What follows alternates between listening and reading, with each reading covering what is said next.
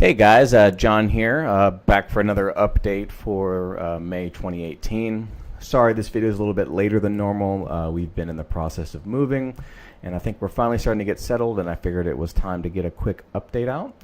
Now, I only have a few things to talk about because of obviously the move, and we've been very busy with trying to get 1.1 out of beta, which I think that we're very close to right now. I'm hopefully within the next week or two we'll be able to get into a release candidate.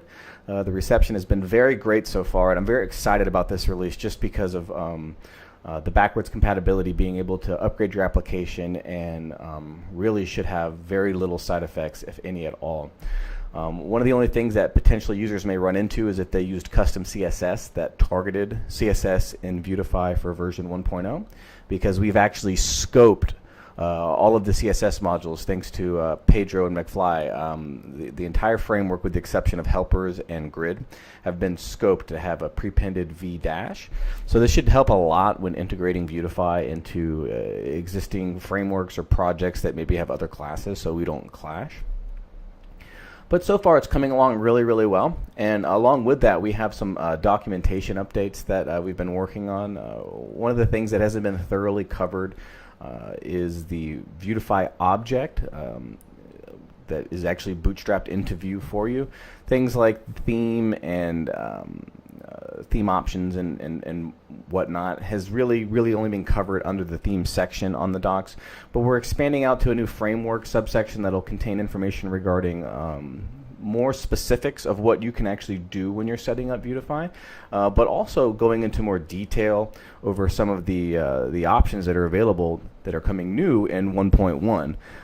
A couple of those being, so if you haven't heard yet, we have scoped icons.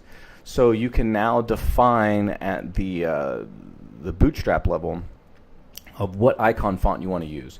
Now we have a couple presets that we've created. The default, which is material design, which is the Google material design icons, not to be confused with material design icons, which is another icon font library. But we also support that as well with Font Awesome 4 and Font Awesome 5. So we have some presets for this built out of the gate, so you'll be able to easily select and choose those, or you can actually define icons on an individual level to be something different. And this will now actually propagate down to the components, and you can actually do some more advanced things, such as defining your own icon sets and your own custom icon strings that you can be reused in your application, which is really cool.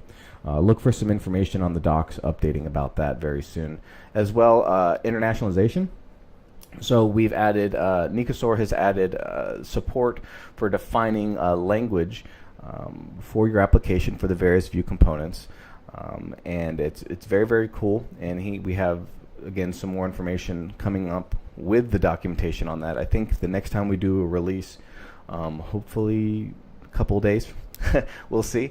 But with that will come the updated docs at next.vuetifyjs.com, so you'll be able to check it out. And we're trying to go in there and update a lot of the examples and make it a much better experience. I've actually spent a lot of time trying to clean up the language and working with other contributors of Vuetify to help get the documentation in a shape that makes it very easy for especially newcomers that maybe aren't familiar with Vue or Vuetify to kind of be able to navigate through. We have a lot of gaps that need to be closed, like the API Explorer needs to be updated. I know that that's been kind of messed up, and we're definitely working on that. But thank you for your patience.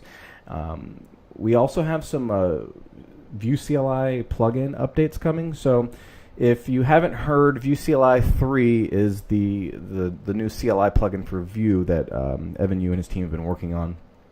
It's supposed to make it a lot easier to get an application up and running and to be able to incrementally add functionality without the need of maintaining the updates that come with the existing templates. So like in Vue 2.0, if a change was made to a template, let's say that we fork one of the Webpack templates from Vue and we configure it for Vuetify, excuse me, when they make updates, it's a very arduous process to be able to pull those down and implement them as a package maintainer.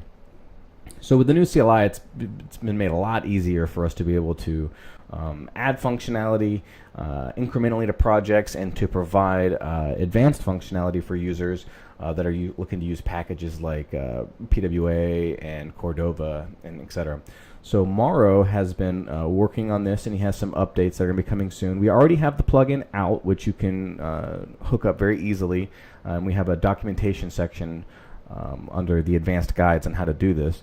And once Vue CLI gets out of beta, which I believe last night it went into release candidate, we are going to be moving that documentation or expanding on the documentation as we add additional features and functionality that you'll be able to set up with your applications.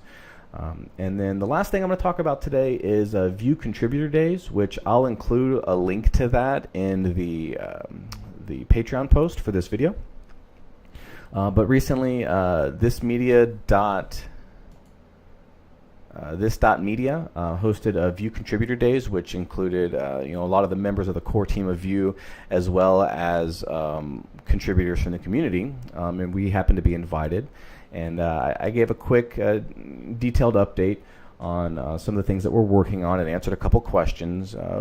Some of it has been answered already in this video, so if you're watching this, it may not be anything new, but it is definitely a cool video, and if you have a moment, I definitely advise you to take a look and check it out.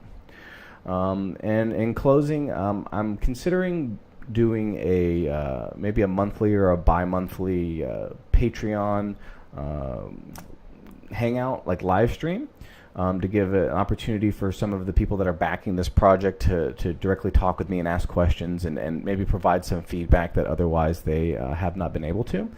And I think it'd be a good way for me to be able to connect with some people that are making it possible for us to do the things that we do. We have a lot of really awesome things that are right now in the works that I can't talk about yet, but it is coming very quickly, and I'm very excited to, hopefully in the next couple months be able to show you guys some of the awesome projects that we've been working on from behind the scenes. So again, thank you for watching this video. Thank you for supporting Vuetify, and I'll see you guys next month.